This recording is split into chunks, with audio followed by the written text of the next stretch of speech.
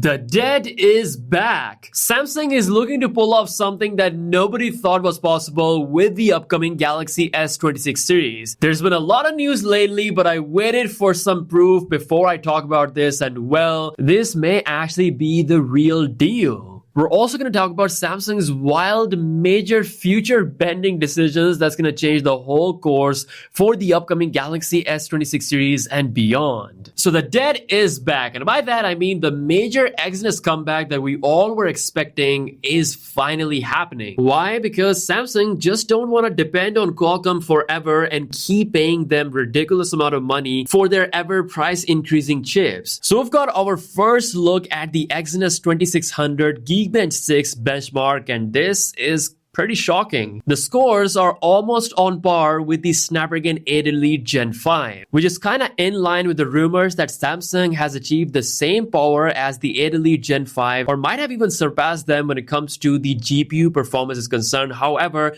I won't go that far, but while looking at these benchmark scores, this is actually looking very impressive. Keep in mind, Exynos 2600 will be the first ever smartphone chip with 2nm process, so based on that, it has to be the best when it comes to efficiency. But this is the power that Samsung has cooked inside the Exynos 2600 for the Galaxy S26 and the S26 Plus, because the S26 Ultra might still be Snapdragon 8 Elite Gen 5 exclusive. Let me know if in case S26 Ultra comes with Exynos 2600 in your market, will you buy it, or will you still go with the Snapdragon 8 Elite Gen 5, which has performed well over all of these years? Let me know in the comments below. Now, on the topic of power, Galaxy S26 could be the first phone perhaps in the world to have this new technology. But first, check this out. I can guarantee that this is the most powerful power bank you have ever seen. The Anker Prime 300-watt beast is here. Forget charging your phone. This thing can charge multiple laptops or tablet and phone all at once at full speed. You can literally fast charge any phone, tablet, camera, drone, laptop, anything with this power bank. We've got two USB-C ports, each pumping 140 watt of power, plus a USB-A port that's total 300 watt output. It's literally like carrying a wall socket in your bag. And with a 26,250 milliamp hour capacity, this monster power bank is airline approved, so you can take it on flights worldwide, no questions asked. We also have a smart display on the front that shows live charging status, and with the Anker app, you can monitor and control it straight from your phone. And guess what? It also has 250 watt input charging, meaning it can recharge from 0 to 50% in just 13 minutes, which is just bonkers. So if you want the absolute best of the best power bank in 2025, Anker Prime Power Bank 300 watt is it.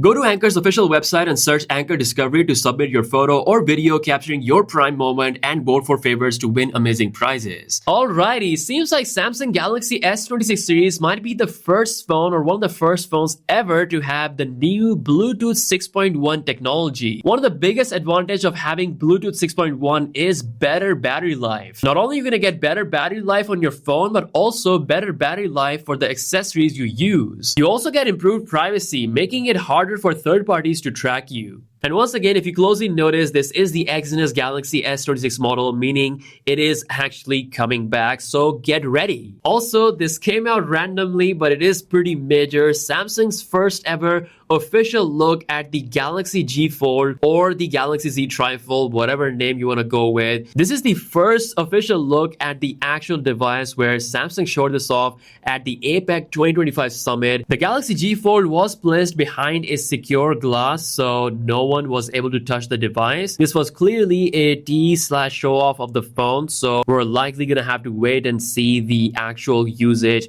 very soon. From what we can see, this is a 6.5-inch display phone that can turn into a 10-inch tablet. It's got two hinges where you can fold and unfold this device. We've heard that Samsung is looking to release this in South Korea and maybe in the US, but again, I'm eager to hear what you think in the comments below. Now lastly, but most important, importantly, it is fully confirmed that Samsung has cancelled the Galaxy S26 Edge. You may have heard this news before. This is true, but what you may not know is that thin phones in general are dying. It's not just Samsung, Apple is also facing tough scenarios when it comes to the sales and shipment of the iPhone Air is concerned. It is clearly the least popular iPhone model across all the iPhones that Apple is selling, to the point where Apple has actually cut some production of the iPhone Air. It is still being sold. It's not like it's cancelled like Samsung has done with the S26 Edge and canceling the production of the S25 Edge. So iPhone Air is still on the shelf, and there is a chance we could see the iPhone Air second generation. Nothing is confirmed yet, but what is confirmed is Samsung's decision. So they're killing the Galaxy S26 Edge, which looked like the iPhone clone anyways, so they kind of avoided that disaster. Instead, they're still bringing back the Galaxy S26 Plus. Because of this major change, Samsung might push the launch time of the Galaxy S26 series